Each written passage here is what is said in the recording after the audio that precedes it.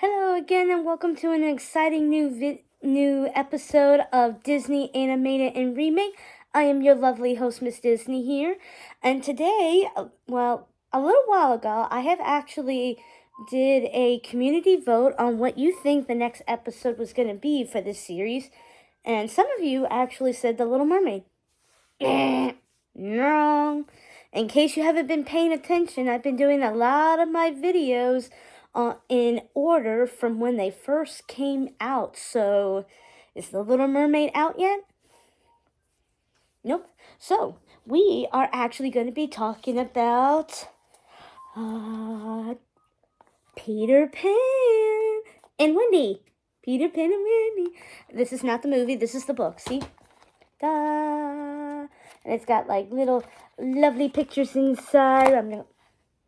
So, as you know, I have waited. The movie Peter Pan and Wendy came out last Friday, on the 28th.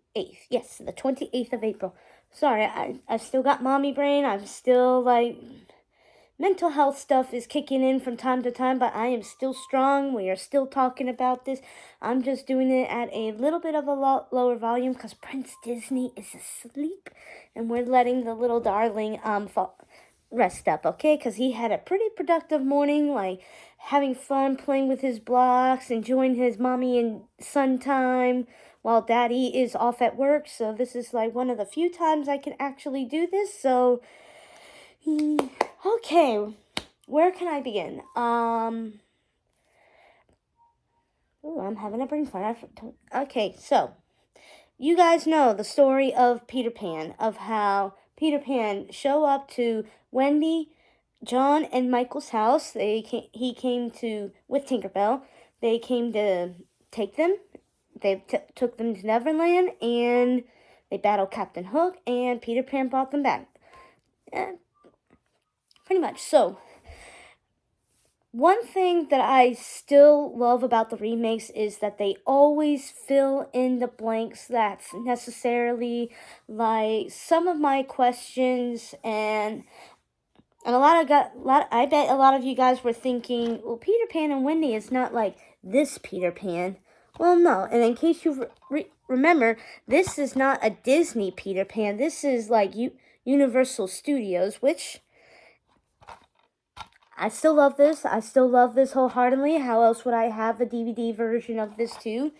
But one thing that the Disney remake did that is different from the 1953 Peter Pan is it fills in the blanks. Like, was Peter Pan magically made by the pixies? Why does he visit Wendy's family, like, constantly, other than for stories? Like, there's gotta be a reason that started all this. And I'm sure by now a lot of you guys have already seen it, so I think it's safe to say I can spoil a little. I love the fact that they gave the idea that Peter Pan was from here. He was born in London, and interestingly enough, there we go, he was born and raised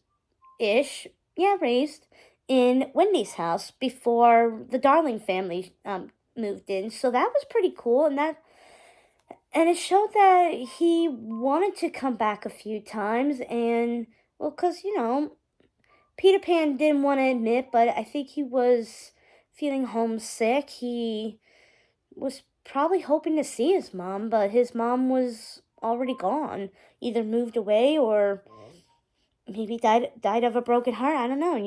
You just don't know. But it actually shows why Peter Pan keeps showing up and listening to these stories and passing the stories along to the Lost Kids, I should say, because Lost Boys are no longer Lost Boys. They're Lost Kids because there's boys and girls now, which is pretty cool. I like how they did that. Interesting enough that there is a little theory going around in the Disneyverse that Peter Pan may have been an angel, like an angel that brings children who passed away and takes them to Neverland. I kind of like that. I like how it sounds a little dark, but honestly, I think that's a nice way to put it of how maybe heaven to children is Neverland, because let's think about this. On the island of Neverland, you don't see kids growing up. They've pretty much stayed the same. They stayed the same height. Peter Pan, from the way that the movie was going at, it looks like he's been 11, 12-year-old for many, many, many years now. So maybe once they're on the island, there's no time. Like, time doesn't move. They stayed the same. That's pretty interesting. I also love the fact that unlike the 1953 and even unlike the 2003 Peter Pan, we got a little background about Captain James Hook and how he got the name Hook. Like, for instance, James was his original name, and evidently in this movie he was a lost boy too. That's actually pretty cool. I mean, I had a hunch that was the case there, because let's face it, how do a bunch of pirates get to Neverland? And it had to be that Peter Pan must have found James in London, realized how unhappy he was and how he didn't want to grow up, and took him there.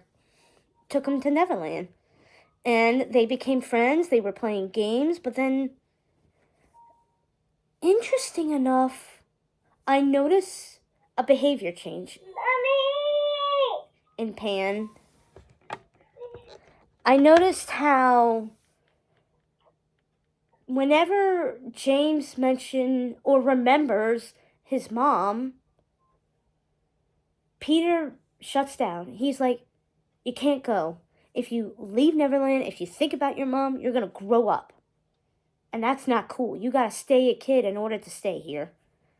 Well, I hate to admit it, being a kid does sound awesome, and even now I wish I was a kid, because let's face it, adults, we have a whole lot of stuff to worry about. We've got bills to pay, we got a job to keep, we got kids to take care of. We all wish we were kids, but you have those moments where you miss your mom. Yeah, kids, they don't like rules from time to time. They want to do what they want to do without realizing consequences to it, and that's perfectly natural to a child. Any kids, really. But that doesn't mean that you don't miss your parents. I mean, you could be mad at them for... In the Peter Pan and Wendy case, Wendy was mad at her parents because they were sending her to boarding school to be a proper lady, which is pretty natural in that time period, that when a young lady of society reaches a certain age, they grow up, or they attend boarding school to learn how to be a proper lady and everything. So they reach a certain age, which could be 12 or 13 at this point, to where they have to learn how to be an adult and leave the childish stuff behind.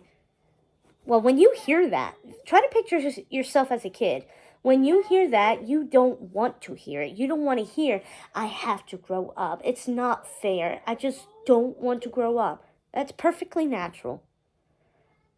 But the further you look into both cases, and I've just realized from both the Peter Pan and 1953 and Peter Pan and Wendy of this year, that Wendy did not want to grow up at all. She wanted to be a kid. She wanted to tell stories. But during her adventures, she realizes that adventures are not what they look like. It's not always going to be fun. There's challenges, there's squabbles, there's consequences. And it's because they experience this that they realize that they miss a part of them that made them who they are. And in this case, Wendy misses her mother. And of course, Peter Pan, when he hears that, he's like, They don't want to be a kid anymore. They want to be a grown-up because they miss their mommy. It's not the case. And frankly, that's the main reason why Peter Pan banished James, because he missed his mom. He wanted to see her. But that doesn't mean he didn't want to come back, so he kind of left. So James left, was banished. He found the pirates. So it actually made me wonder or think that maybe, just maybe, by leaving the island, you start growing. Time starts moving forward, and that's how he came across these pirates, and then became a pirate, and then eventually becomes a captain.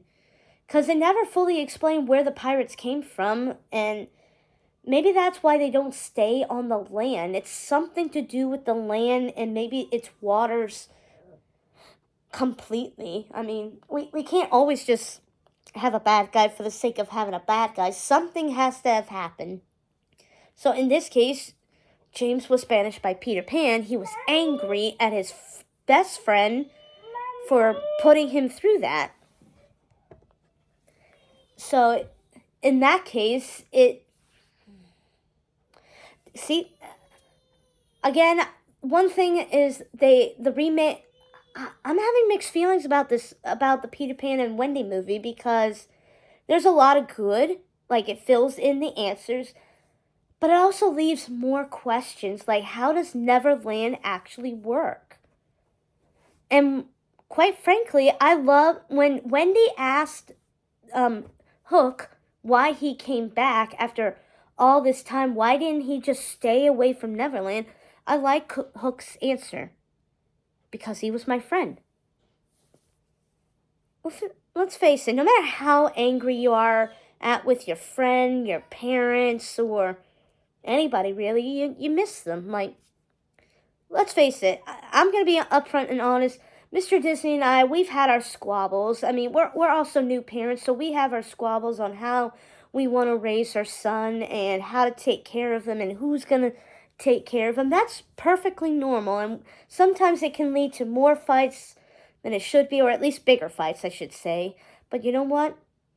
Despite the fighting, we miss each other, and you just can't stay away from each other. It's just a natural balance. Like there's a way to balance each other out, and I'm pretty sure that's the case for Peter Pan and Captain Hook, because Peter Pan is this irresponsible child that wants to have fun, where Captain Hook, he is all adult, all serious, and he, quite frankly, he was in his own vicious way trying to protect the children from being with Peter Pan, because he wants them to see their parents. He doesn't want them to be away from their parents. So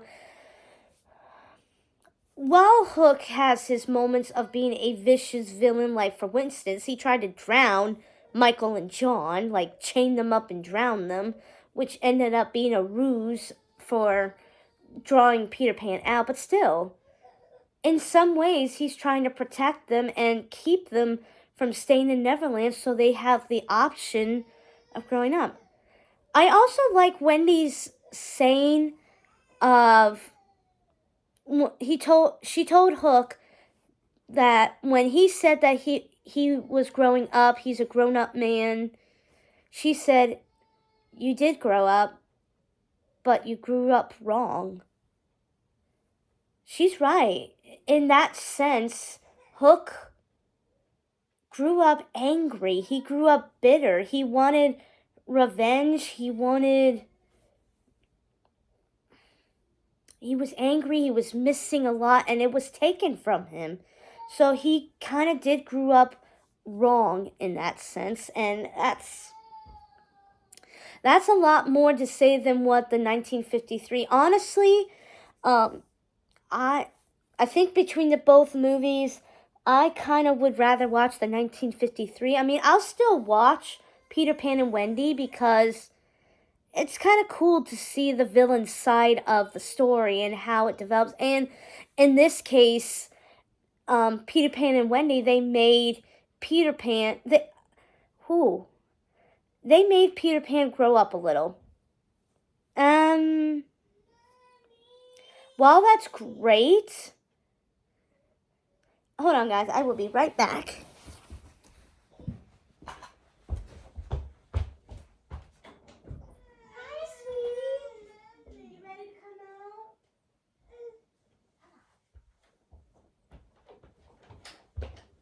Come on, let's say hi.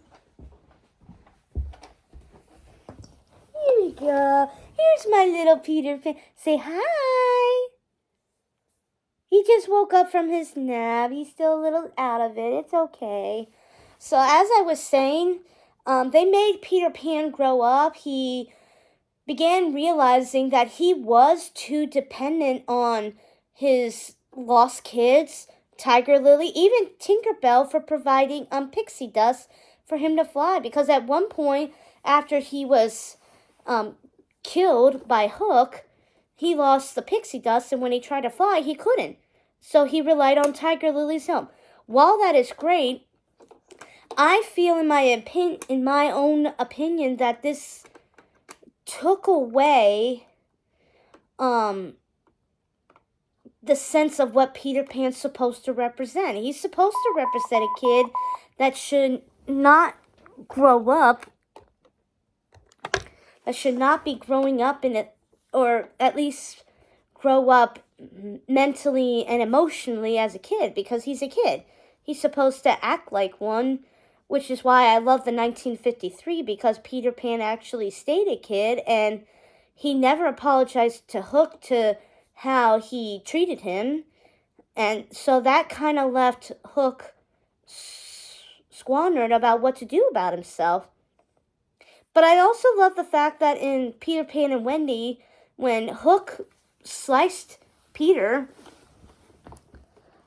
he lost his sense of purpose. He didn't know how to go on with his life. And quite frankly, I find that pretty interesting. When you lose your sense of purpose, you're kind of lost. Like, you don't know what to do or how to move on or anything. So Hook acted irrationally after he killed Peter.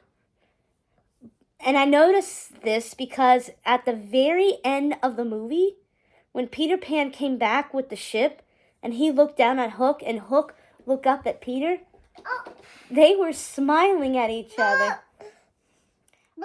All right.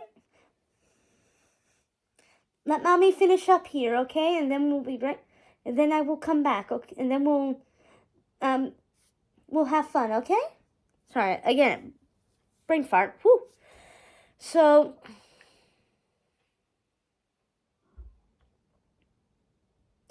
yeah, like, there was a lot of good pointers from this movie. Oh, it's okay, it's okay, it's okay, it's okay, it's okay, it's okay, it's okay. Did you made a stinky? Did you made a stinky? Yeah. Okay. I'll tell you what, viewers, we're going to make this episode a two-parter. I will be right back as soon as I take care of Prince Disney and his needs. I will talk to you guys in just a few minutes. Bye-bye.